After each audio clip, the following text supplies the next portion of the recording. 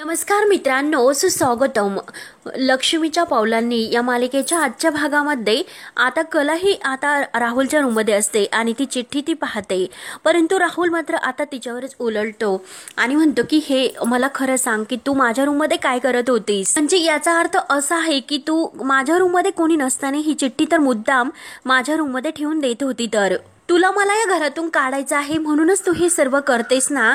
आणि आता हे जे काही तू करते तर मुद्दाम करते मला यात अडकवण्यासाठी. त्यामुळे मला मात्र आता हे मम्माला, दादाला आणि सगळ्यांना जाऊन सांगावंच लागेल. राहुल आता नाटक करायला सुरुवात करतो. मी भडतरे आहे, मी चांदेकर नाही, म्हणूनच तू हे सर्व मला या घरातून बाहेर काढण्यासाठी करतेत ना, असं तो कलाला आता सर्व काही आरोप करत असतो. तेव्हा आता कलाला भयंकर राग येतो आणि परत हसायला सुरुवात करतो आणि कलाला म्हणतो की हे बघ, अगं जर मी हे सर्व माझ्या लाडक्या दादाला जर सांगितले तर तो माझ्यावरच विश्वास ठेवेल. मला पूर्ण याची माहिती आहे. तेव्हा आता लगेच कला म्हणते की अरे राहुल, तुला जसे वाटते तसे नाही. हे बघ, अरे माझा नवरा खूप चांगला आहे, तो फक्त भावाचं नातं जमतो, परंतु तू त्याला मूर्खात काढतोस. आणि हे बघ, तू त्याला मूर्ख समजवण्याचा जो काही मूर्खपणा आहेस ना, तर तो करू नकोस. आणि काय रे राहुल, तुला काय वाटतं की त्याला तुझं हे अक्षर नाही ओळखणार का? आणि तुझी सही तो पडताळून बघणार नाही का? मला सांग रे, एका क्षणात कळेल की ही चिठ्ठी आहे तर ती तूच लिहिली आहे म्हणून, आणि तुझ्या विरोधात हा तर माझ्याकडे एक भक्कम मोठा पुरावा आहे. तेव्हा आता लगेच राहुल म्हणतो की हो का, मग तू त्याचं काय करणार आहेस बरं? आणि तेवढ्यात तो कलाच्या हातातील ती चिठ्ठी लगेच हिसकावून घेतो आणि अगदी जोरजोराने हसत असतो आणि अय्यो वा वा वा असे तो करतो. तेव्हा कलाला आणखीनच राग येतो आणि म्हणतो की वा वा वया, खरंच क्या बात है, तुझ्याकडे हा जो भक्कम पुरावा होता तो तर आता माझ्याकडे आलेला आहे. मग तू असा कोणता पुरावा आता दाखवशील? त्यामुळे आता तू बघतच राहा की हा जो कागद आहे तर तो माझ्या मनाला वाटेल तसं करेल. मी फाडून टाकेल किंवा खाऊन टाकेल किंवा जाळून टाकेल. आता काय करू शकशील? काहीच नाही. आणि मुळात मला सांग, तू कसं हे सर्व करणार आहेस?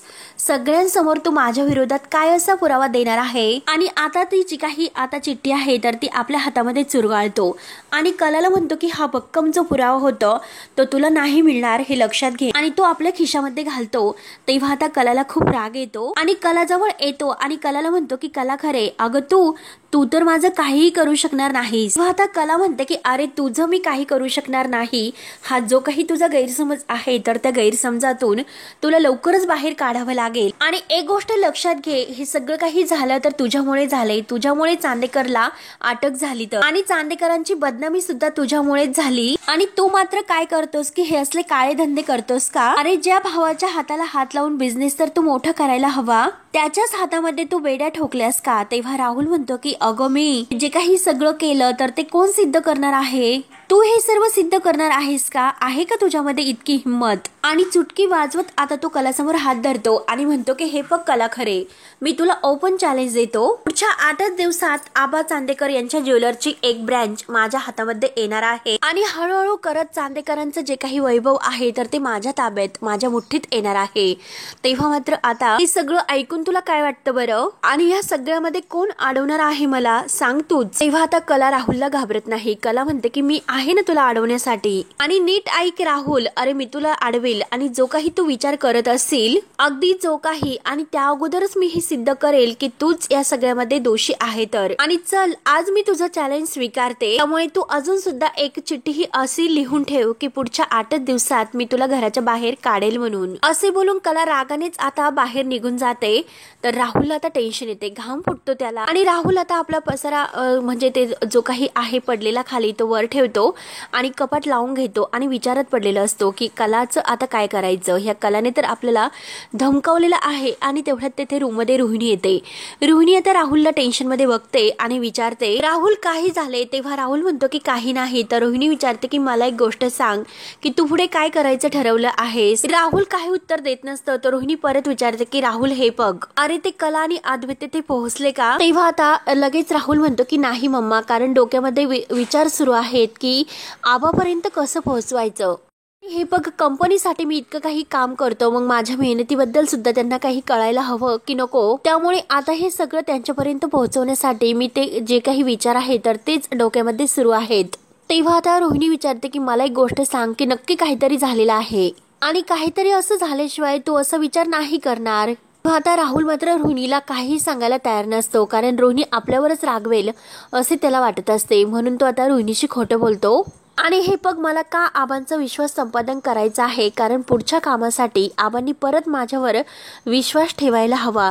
यासाठी मला हे सर्व करायचं आहे आणि म्हणूनच मी जीवाचा इतका आटापिटा करतोय. तेव्हा आता रोहिणी हे सर्व ऐकून म्हणते की अच्छा, जर राहुल तू जर असा विचार करत असेल तर खरंच दॅट्स गुड. तेव्हा राहुल आता आपल्या स्वतःच्या मनात विचार करतो की जर मम्माला आता हे सर्व कळले की कलाच्या हातीत तो पुरावा लागलेला आहे, तेव्हा मात्र आता मम्माला जर मी हे सर्व सांगितले तर नक्की ती मला आता मारेलच. आणि त्या विचारात तो असतो. तर रोहिणी त्याला परत विचारते की काय रे राहुल, काय झाले? राहुल म्हणतो की काही नाही. तर रोहिणी म्हणते की बरं ठीक आहे चल. बोलून रोहिणी आता रूममध्ये जाते. तर राहुल विचारत पडतो.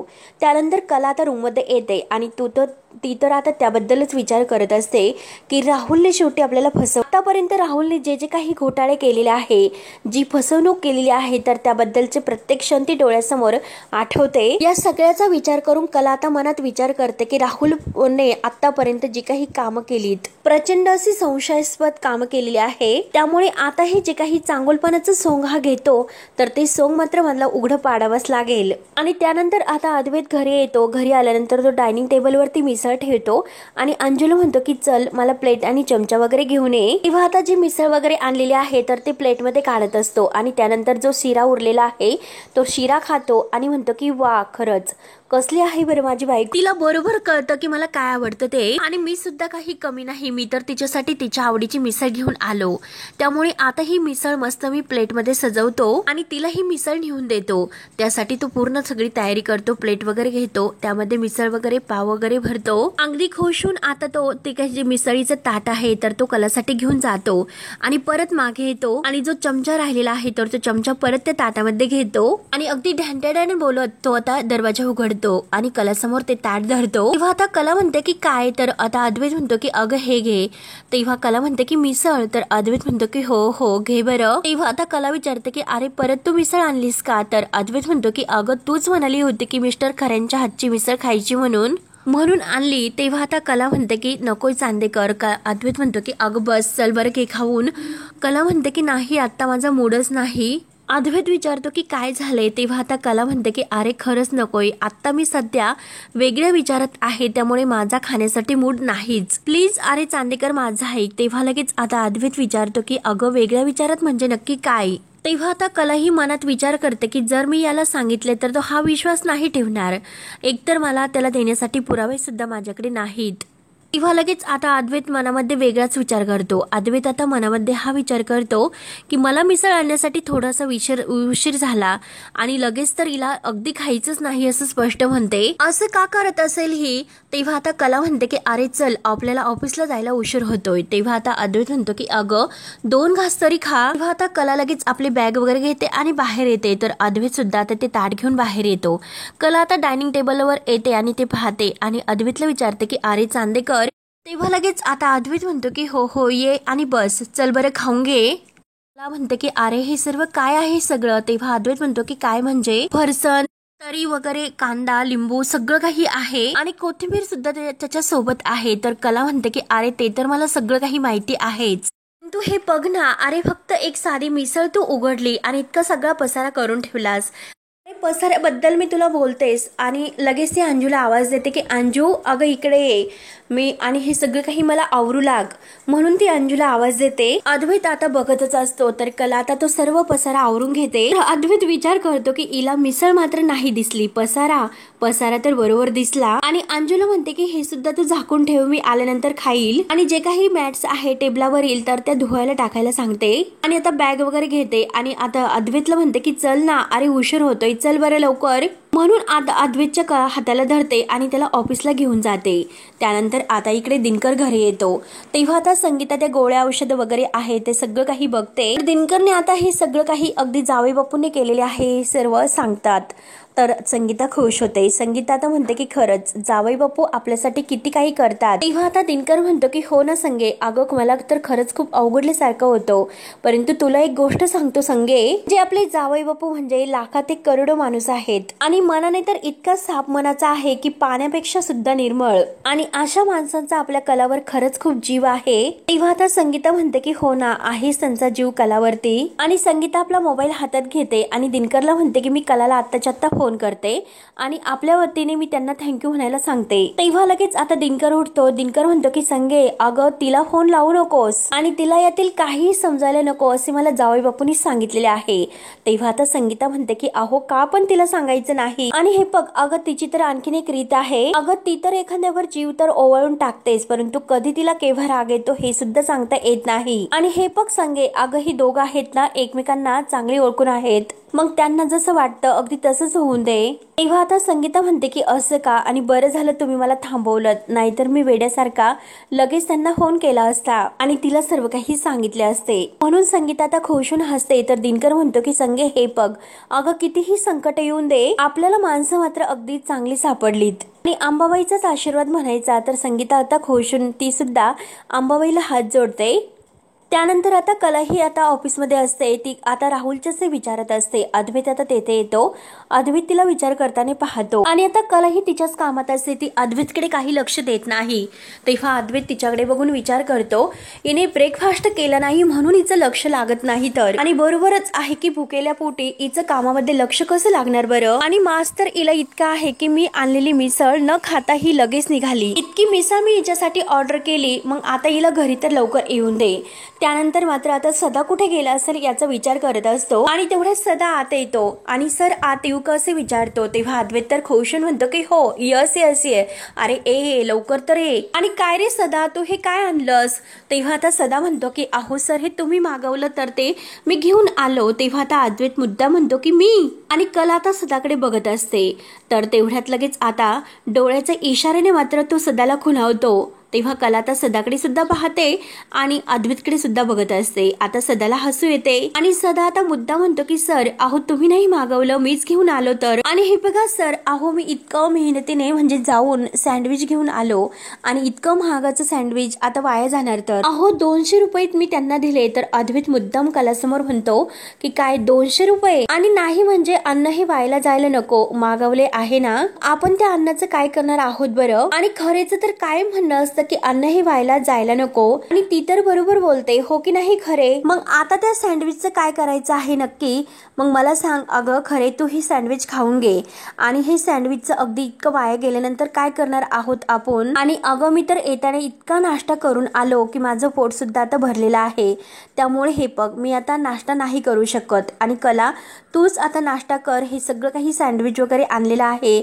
आता सदाने इतकं मेहनतीने आणले, तू खाऊन घे बरं. तेव्हा आता कला फक्त ऐकून घेत असते आणि कला आता अद्वैतला म्हणते की चांदेकर अरे मला आता नकोय, आणि सदाला मात्र आता ते सँडविच घेऊन जाण्यासाठी सांगते. तेव्हा आता सदा हो म्हणतो. तेव्हा आता अद्वैत आपल्या मनात म्हणतो की नाही खरे, अगं तुला उशीर झाला म्हणून तू सगळं काही राग आता त्या खाण्यावर काढते आणि उपाशी राहते. आणि हे पण खरे, अगं जे मागवलेलं आहे तर ते पूर्णपणे वाया जाईल.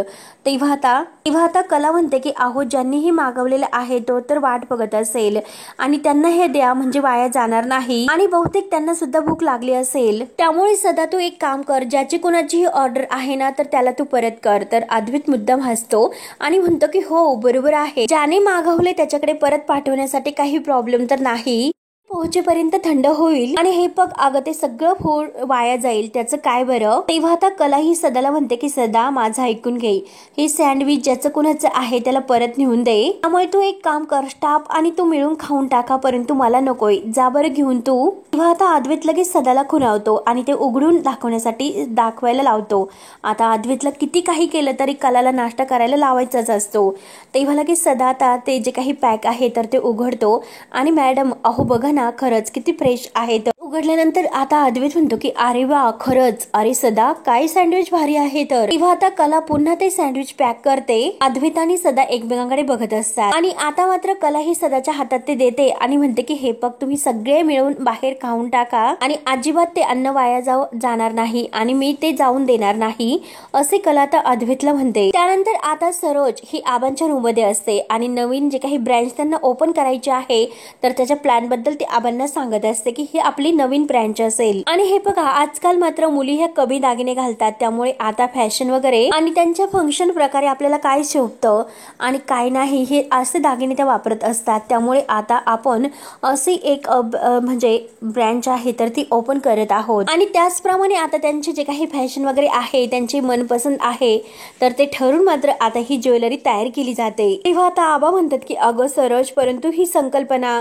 लोकांच्या पर्यंत नीट पोहोचायला हवी. तेव्हा आता लगेच सरोज म्हणते की हो ना, हे तर सर्वात महत्वाचं आहे, म्हणूनच जी काही मार्केटिंग स्ट्रॅटेजी आहे तर ती सुद्धा वेगळी असेल. आणि हे बघा आबा यात फक्त दागिने नाही, डिझाईन वगैरे नाही, तर प्रोजेक्टवर मी विचार करते आणि याबरोबर इतर दागिने नाही तर दागिन्याबरोबर सौंदर्याची जी काही टिपिकल व्याख्या सुद्धा आपल्याला बदलायची आहे. परंपरेला क्रिएटिव्हिटीची जोड हीच आता बेसिक स्ट्रॅटेजी असेल आणि ग्राहकांना सुद्धा चौकटी बाहेर विचार करायचा असतो, परंतु तेवढं धाडस मात्र त्यांच्यामध्ये नसते. या प्रोजेक्टच्या माध्यमातून आपण त्यांना तसं करण्यासाठी उत्तेजन द्यायचं. तेव्हा आता आबा हे सर्व ऐकतात आणि म्हणतात की उत्तम आहे. आबा विचारतात की अगं परंतु हा प्रकल्प जितका मोठा आहे तितका आवाज सुद्धा त्याचं मोठं असेल. मग मला तू एक गोष्ट सांग बरं, अद्वैत हे सगळं काही सांभाळू शकेल का?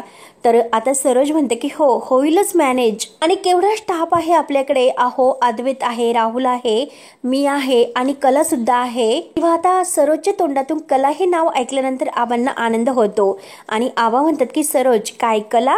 आणि आबा खुशून बघत असतात. तर सरोज लगेच म्हणते की हो, म्हणजे हे बघा आबा ती जरा आगाऊ आहे परंतु कामात जरा चांगली आहे म्हणून मी म्हंटले. म्हणजे हे बघा माझ्याकडे आतापर्यंत तिच्या कोणत्याही कामाची कंप्लेंट नाही आलेली. तेव्हा आता आबा खुशून हसतात आणि तेवढ्याच सरोजच्या मोबाईलवर एक फोन येतो. तर लगेच सरोज म्हणते की आबा अहो मला एक फोन आलेला आहे आणि तो फोन घ्यावाच लागेल. म्हणून सरोज लगेच आपल्या रूम मध्ये निघून जाते. तेव्हा आता आबा विचार करतात की त्या दिवशी मात्र रोहिणी सरोजला म्हणजे काही बोलली कलाबद्दल, पण तरी सुद्धा सरोज मात्र शांत राहिली. ती कलाला काहीच बोलली नाही आणि उलट तिच्या हाताला धरून स्वतः तिला घरात घेऊन आली. तर आणि जर आपल्या घरामध्ये स्वतःहून जर काही चांगलं होत असेल तर आपण मात्र ते चांगलं घडून आणायलाच पाहिजे. त्यामुळे आता आयडिया, कारण ही कल्पना आहे तर ती आता सगळ्यांच्या समोर मांडायलाच पाहिजे. आणि आई अंबाबाई तू कायम आमच्या पाठीशी अशीच राहा बाई, असे आता आबा खुशून म्हणतात. आबांना इतका आनंद झालेला असतो कारण कलाने आता असं हे म्हणजे जी काही कामगिरी केलेली आहे तर सरोजने तिचा स्वीकार केलेला आहे आणि सरोज सुद्धा आता कलावर खुश आहे. हे बघून आता आबा खरंच खुश होतात. त्यानंतर आता राहुल पूजाला आपल्या कॅबिन मध्ये बोलावून घेतो आणि तिला विचारतो की काय ग पूजा कशी आहेस? पूजा मात्र बिचारी घाबरलेली असते. राहुल तिच्यावर हसतो आणि विचारतो की काय ग आई कशी आहे आणि आईची तब्येत कशी आहे? तिच्या अंगाला हात लावतो आणि विचारतो. तेव्हा आता पूजा आतापर्यंत शांत असते आणि लगेच जेव्हा हात लावतो तेव्हा रागाने म्हणते हो आता बरी आहे. आणि आता तिच्या समोर तेथे टेबलवर बसतो आणि तिच्या केसावरून चेहऱ्यावरून हात फिरवतो आणि म्हणतो की हो सध्या तुझ्या आईची तब्येत ही बरी आहे आणि ती तब्येत जर तुला सुधारायची असेल तर त्यासाठी तुला एक डॉक्टर लागेल आणि डॉक्टरांसाठी लागणार आहे तर तो म्हणजे पैसा आणि तुला पैसा मिळणार आहे तो म्हणजे माझ्या कंपनीमधून. आणि हे बघ पूजा, मी तुला सांगितलं होतं की तू लवकर ये परंतु तू लवकर नाही आली आणि यावेळेस मात्र मी तुला माफ केलं, परंतु राहुल आहे तसं प्रेमळ आहेच या बाबतीत आणि तो तिला चांगला धमकवतो. तिच्या चेहऱ्याला हात लावत म्हणत असतो की हे बघ तुझी ही पहिली चूक, पहिली आणि शेवटची असेल हे लक्षात घे. यापुढे तू अशी वागलीस तर तुला मी नोकरीवरून काढेल अशी तो तिला धमकी देतो. तेव्हा आता पूजा बिचारी खूप घाबरते आणि पूजा म्हणते की सर हे बघा असं करू नकास, म्हणून ती रडत असते. तेव्हा आता राहुल म्हणतो की हे बघ आता रडू नकोस, त्यापेक्षा एक काम कर माझं ऐकत जा आणि असं ये आता, म्हणून तो रागाने तिला जायला सांगतो. तेव्हा आता पूजा जायला निघते परंतु तो लगेच तिचा हात धरतो. तेव्हा आता पूजा ही रडतच म्हणते की सर प्लीज माझा हात सोडा. तेव्हा आता राहुल म्हणतो की अगं नको रडू, म्हणून पूजा आपला हात हिसकावून तेथून निघून जाते. तेव्हा आता राहुल तिच्यावर हसत असतो. त्यानंतर आता इकडे कलाला खूपच टेन्शन येते कारण तिचं खाण्यापिण्याकडे सुद्धा आता लक्ष राहत नाही कारण ह्या राहुलचं सत्य तिच्यासमोर आलेले असते आणि सारखा ती तोच विचारत म्हणत असते की राहुल जे काही बोललेलं आहे ते प्रत्येक वेळेस तिला आता आठवते. तेव्हा आता मात्र मला काहीतरी आता शांत बसून नाही चालणार, त्यासाठी काहीतरी करावे लागेल आणि ह्या राहुलच्या घशात आता हे सगळं काही जाणार आहे तर ते मला अडवावं लागेल आणि राहुलचा खरा चेहरा आता सगळ्यांच्या हाताशी आणावाच लागेल. तेव्हा आता कला या विचारतच असते आणि अद्वैत आता तिच्या समोर फोनवर बोलत असतो. तेव्हा आता कला ही पूजाचं नाव घेते. अद्वैत फोनवर बोलत असताना कला म्हणते की अरे चांदेकर मी आलेच, म्हणून ती आता बाहेर येते. तर अद्वैत तिला थांब अगं थांब असं म्हणत असतो, परंतु कला म्हणते की अरे आलेच, म्हणून ती बाहेर जाते. तेव्हा अद्वैत सुद्धा लगेच उठतो आणि या खरेला काय झाले असं याचा तो विचार करतो. तेव्हा मात्र आता कला ही बाहेर येते आणि स्वातीला म्हणते की तू पूजाला सांग की मी तिला बोलावलेलं आहे म्हणून. तेव्हा आता स्वाती म्हणते की मॅडम, आणि तेवढ्यात स्वाती म्हणते की नाही ती तेथे नाही. आणि तेवढ्यात पूजा मात्र आता समोरूनच येत असते आणि ती जरा टेन्शन मध्येच असते. राहुलच्या कॅबिन मधून निघालेली असते.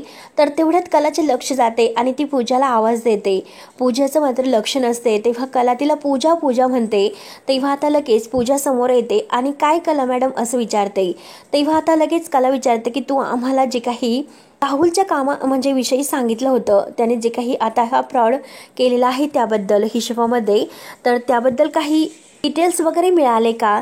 तेव्हा मात्र आता पूजाला मुद्दाम खोटं बोलावं लागतं. पूजा म्हणते की नाही मॅम, आणि जर काही समजलं की मी तुम्हाला सांगेल. तेव्हा आता कला विचारते की काही टेन्शनमध्ये आहे का, काही प्रॉब्लेम आहे का. तर पूजा नाही नाही करत असते आणि कला परत आता दुसरा विषय काढते की ह्या प्रकरणानंतर आपण जरा. तेव्हा पूजा लगेच हा विषय टाळण्यासाठी म्हणते की मॅम मला एक काम आहे, मी आलेच. तेव्हा आता पूजाचं जे काही वागणं आहे तर त्याचा मात्र कलाला संशय येतो. कला आता विचार करते की हिला काय झालं असेल, ही बरी तर आहे ना. त्या दिवशी मात्र मी हिला फोन केला होता तर तिने फोन सुद्धा उचललेला नाही आणि कॉल बॅक सुद्धा तिने केलेला नाही की हिला काहीतरी झालेले आहे आणि काय झाले असेल या सगळ्याचा ती आता विचार करत असते. आणि शेवटी मित्रांनो हा भाग येथे संपतो. पुढील भागामध्ये आता आबा हे सर्वांना एकत्र बोलावतात आणि एकत्र येऊन सांगतात की आपल्या ह्या चांदेकर ज्वेलर्ससाठी आता सरोजने जो काही आपल्याला सगळ्यांना मिळून एक जो काही प्रोजेक्ट आखलेला आहे त्याबद्दल मी तुम्हाला सांगतो. आणि जो काही हा प्रोजेक्ट आहे तर तो सरोज आणि कला ह्या दोघी सांभाळणार आहेत. मात्र आता कला ही खुश होऊन अद्वैतकडे बघत असते आणि अद्वैत मात्र खुश होतो. त्यानंतर आता अद्वैत गुलाबाचं फूल घेतो आणि तो कलाला देत असतो.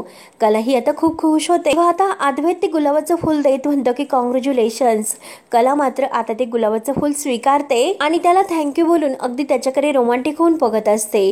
आता कला आणि अद्वैत या दोघातील जे काही आता वाद आहे ते वाद तर मिटलेले असतात आणि सरोजने सुद्धा आता कलाचा स्वीकार करून आपल्या जोडीने मात्र कलाला कामासाठी घेतलेले असते कलावर विश्वास ठेवून. आणि अद्वैत सुद्धा आता कलाच्या प्रेमात पडलेला असतो. तो सुद्धा कलावर खूपच खुश असतो. तेव्हा मित्रांनो आता पुढे काय होतं आणि काय नाही हे पाहण्यासाठी आपल्या चॅनलला नक्की सबस्क्राईब करत राहा. धन्यवाद.